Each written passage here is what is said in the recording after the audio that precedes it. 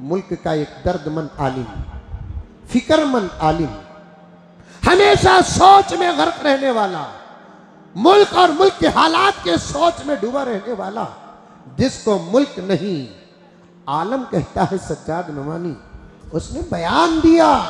कौन सा बयान गलत दे दिया? उसने हालात को सामने रखकर कहा, अल्लाह का बंदा, हम सब का पेशवा, मुल्क की शान, मुल्क की आन, दर्द की तस्वीर, फिक्र का मुजस्समा, कहता है हालात इतने खराब हो चुके हैं, खुद मुल्क एक तब्दीली चाहता है। ये तो नहीं कहा कि इनको उतार दो, उनको उतार दो, उनको उतार दो, मुझे बिठा दो पीएम की कुर्सी में, मुझे बिठा दो सीएम की कुर्सी में, ऐसा तो नहीं कहा। ऐसी गलत बातें वो कहना तो दूर की बात कि उसकी जूती भी नहीं कहती, वो कहना तो दूर की बात उसकी जूती भी नहीं कहती। रियासत के हालात को संभालने की जिम्मेदारी सीएम की होती है। सीएम अगर बाहर आ जाते, मुसलमान भी तुम्हारे हैं, हिंदू भी तुम्हारे हैं, सिख भी तुम्हारे हैं, ये नौजवान तबका जरा खून गर्म है, इनको ठंडा करना हमारे से ज्यादा तुमको आता है।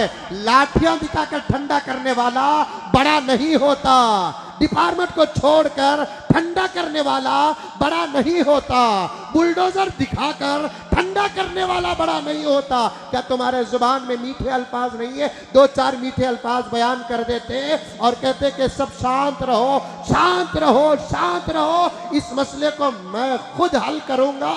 उसके बाद आप जरा तहकीक करके अगर नहीं हुआ हकीकत बयान करते, अगर हुआ है दो चार पुलिस वालों को वक्ती तौर पर सस्पेंड कर देते तो इस वक्त रियासत यूपी इतना गर्म ना होता। बात सही है कि गलत है? अब इसे भी भड़काऊ बयान कहेंगे लोग। बस इतना ही काम है, करना आता है तो करो, नहीं तो छोड़ो, हमें बैठे। इतना कर सकते थे कि नहीं कर सकते थे? हाँ? अरे बोलो रे बाबा, कर सकते थे कि नहीं कर सकते थे? बस भाई अंदर कुछ हुआ होगा। जब बात बढ़ती है तो ठंडा करने के वास्ते ये बच्चा भी मेरा, ये बच्चा भी मेरा, इन्हें बोलता, इन्हें मुझे मारा बोलकर, इन्हें मारा सो मैं देखा नहीं, इन्हें मार खाया सो मैं देखा नहीं, दोनों बड़ा समझकर मेरे पास आ रहे हैं। अब अगर मैं बीच में मुदाखलत नहीं करया तो दोनों के दरमियान मसला बढ़ सकता है। हमने माहौल में भी देखा है, आपने भी माहौल में भी देखा है, शिकायत लेकर आने वाले के सामने चुपके तो भी एक दो तीन मारा मारते ही उन्हें ठंडा हो जाता होगा, किस्सा खत्म। मसाइल को सुलझाने का सबक पढ़ो। अगर आ जाते उसी वक्त सीएम, मसला यहां तक न बढ़ता। बात सही है कि नहीं है? कौन है मेरे इस बात पर साथ देने वाले? हाथ उठाओ। बात आ जाती, अगर आ जाते, मीडिया में आ जाते, तुम्हारे बड़े मन की बात करते हैं ना, तुम्हें भी एक दो तीन मन की बात कर देते, कितना अच्छा हो जाता।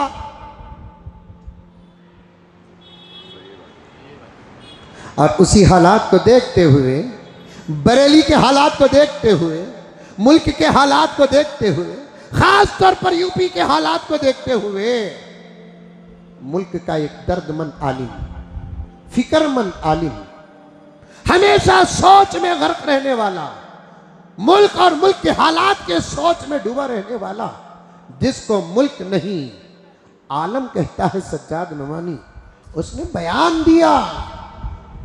बयान दिया। कौन सा बयान गलत दे दिया?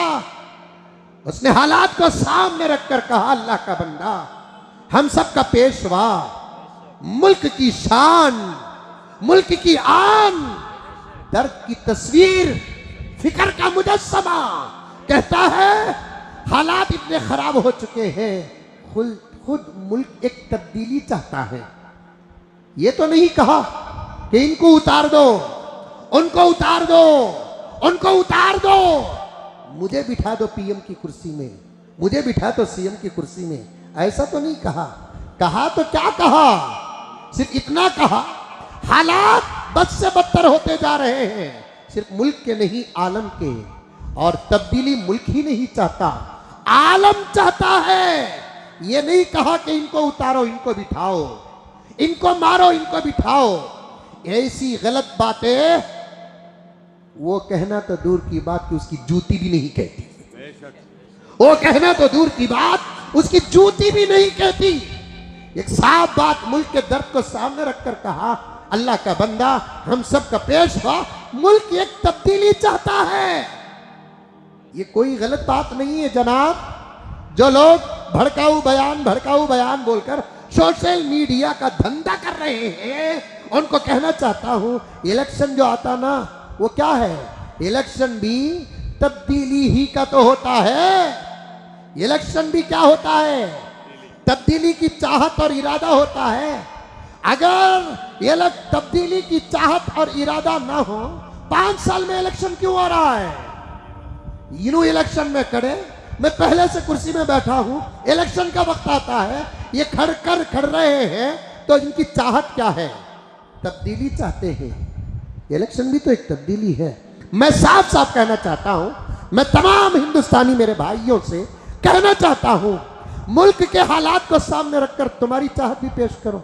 मुल्क की महंगाई इतनी आगे बढ़ रही है, क्या हम तब्दीली नहीं चाहते? करप्शन सर चढ़ कर बोल रहा है, क्या तब्दीली नहीं चाहते? तब्दीली का मतलब क्या है? एक अच्छी हुकूमत आ जाए, अच्छे लीडर्स आ जाए, अच्छे पीएम आ जाए, अच्छे सीएम आ जाए, अच्छा एमएलए आ जाए, अच्छा एमपी आ जाए, यही तो है मतलब। इसके अलावा और कौन सा मतलब? नऊज़ बिल्लाह, कोई धमकी दिया हजरत ने? किसी नौजवानों की टोली को भेजा?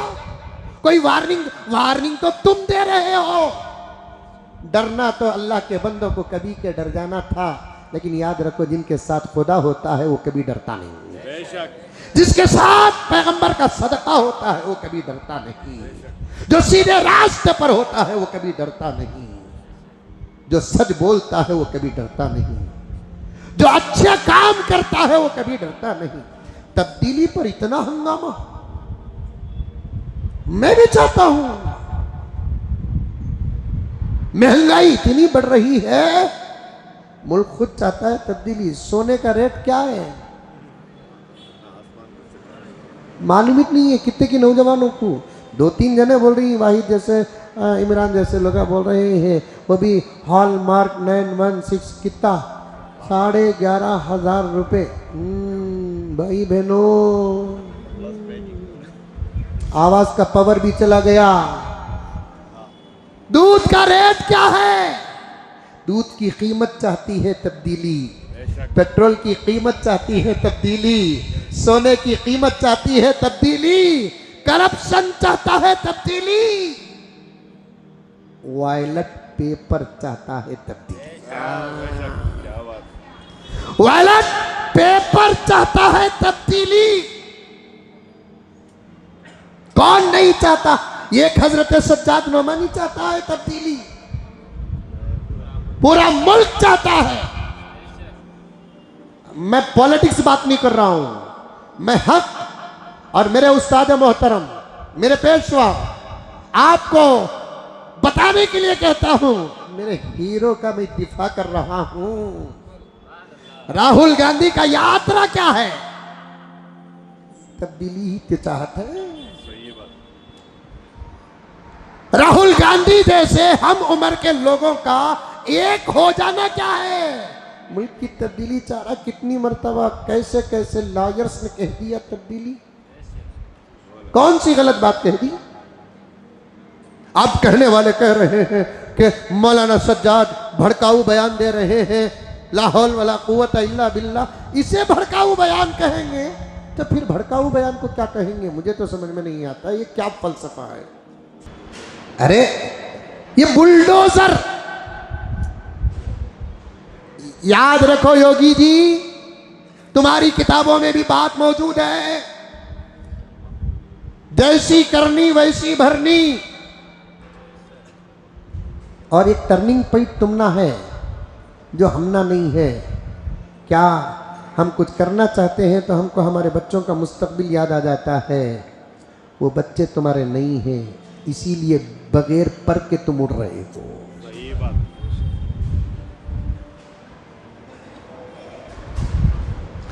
बुलडोजर चला रहे हैं। तुमको तो मुल्क की अदालत उज़्मा सुप्रीम कोर्ट का आर्डर का एहतराम नहीं है। सुप्रीम कोर्ट का आर्डर है, बुलडोजर की कार्रवाई गैर कानूनी।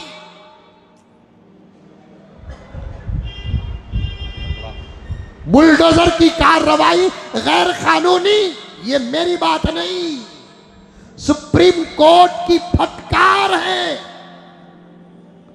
सुप्रीम कोर्ट की फटकार है। बड़े बड़े सुप्रीम कोर्ट के चीफ जस्टिस हजरात बैठकर बुलडोजर के बारे में फटकार दिया और कहा कि गैर कानूनी है और सही भी है। एक घर के अंदर 4 या 5 अफराद रहते हैं, फॉर एग्जाम्पल, ये कौन सा कानून है? क्या तुमको तुम्हारे धर्म ने जुल्म से डराया नहीं? जुल्म से डराया नहीं? अगर तुम इसी जुल्म के साथ राजनीति करना चाहते हो, मेरे तरफ से एक मशवरा है यूपी के सीएम को, कम से कम तुम जो लिबास पहनकर तुम्हारे लोगों को धोखा दे रहे हो वो लिबास तो उतार दो, उसके बाद जो चाहे करो। तुम्हारा लिबास तुम्हारे धर्म का काबिल एहतराम लिबास है, जिसकी इज्जत हम भी करते हैं, वो उतार दो ना, वो उतार दो ना। हमारे किताबों में एक छोटा सा बड़ा बेहतरीन लतीफा आता है। एक साहब एक जंगल में जा रहे करते, बकरी पकड़ ली, बकरी को पकड़ लिया उन्होंने। वो बकरी पुकार कर कहने लगी। एक मौली साहब जा रहे थे वहां पर, मौली साहब बचा लो, मौली साहब बचा लो, मौली साहब। मौली साहब जाको क्या कर दे, वो बकरी को वो आदमी से बचा को सीधा ले लेकर आए, ले लेकर को घर के अंदर बन को डाले। बन को डालने के बाद जबरदस्त उसके खाने पीने का इंतजाम करे। खाने पीने का इंतजाम करने के बाद 1-2-3 दिन वो बकरी खा पी को मोटी होगी। उसके बाद है ना, उसे खुद मौली साहब ज़बा करने गए तो बकरी परेशान हो गई। ज़बा होते होते उसने कहा कि हजरत अभी ज़बा करो नो को कि भाई मेरी एक बात सुन लो हजरत। क्या? अब तुम्हारे से मुझे कौन भी बचा नहीं सकता। जब उससे तुम्हें बचाए तो मैं तुमने बहुत दुआएं देने लगी, लेकिन मुझे क्या मालूम कि तुम्हें भी वोच करने वाले ही जो उन्हें करने वाला था। एक गुजारिश है, आइंदा कुश्ती भी बकरी को बचाए तो जो लिबास तुम्हें पहन को ही वो लिबास पहनकर मत बचाओ। आइंदा अगर तुम बकरी को किसी बचाओ तो उस लिबास को पहनकर बकरी को न बचाओ, इसलिए कि ऐसे काम करने से तुम्हें बदनाम नहीं होते, तुम्हारा लिबास बदनाम होता है। मैं वही मशवरा देना चाहता हूँ, तुम्हारा लिबास पवित्र लिबास है। जैसे हम लोग सफ़ेद कपड़े पहनते हैं, इमामे पहनते हैं, टोपियाँ पहनते हैं, हमारे हाथों में असा रहता है, हमारे हाथों में तस्बीह रहती है और हमारे अंदर सीनों में कुरान रहता है, वैसे तुम्हारा अपना एक शान है, तुम्हारे अपने कर्म में। अल्लाह अकबर कबीरा। एक मशवरा है इस किस्म। बुलडोजर, जरा अक्ल देखो, ये बुलडोजर चला रहे हैं, एक घर के अंदर 4-5 अफराद हैं। कितने अफराद? 4-5 अफराद। एक बच्चा शरारत कराया, मान लो उनकी मेंटालिटी को सामने रखेंगे। ये बच्चा क्या किया? शरारत किया। अब उन्हें पुलिस के हाथ में अटक गया। अब वहाँ के कानून के मुताबिक उसका घर तोड़ना है। एक आदमी शरारत करता है, बकिया 5 का घर तोड़ा जा रहा है, ये कौन सा इंसाफ है?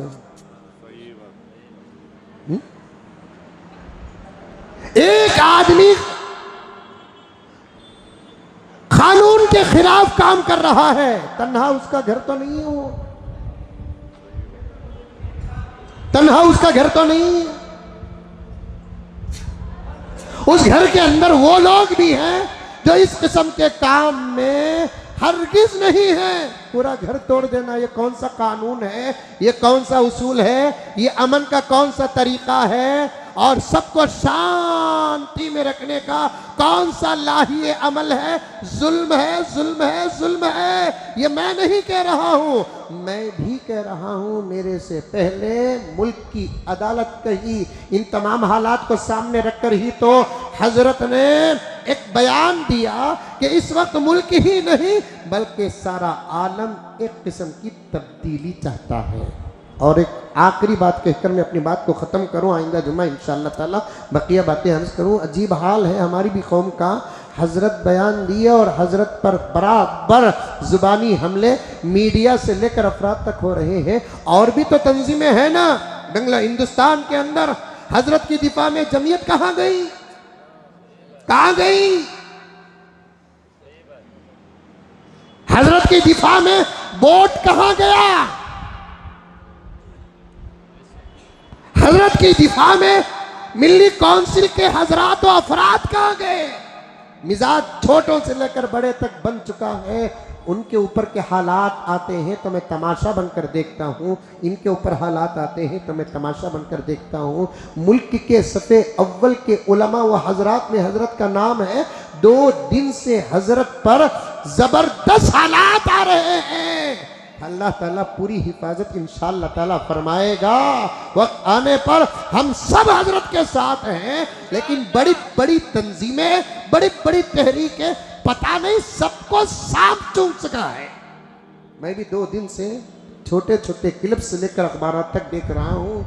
हजरत के बयान पर जब दुश्मन तबसरा कर रहे हैं, हमारे किसी बड़े का जवाबी कोई क्लिप नहीं आया।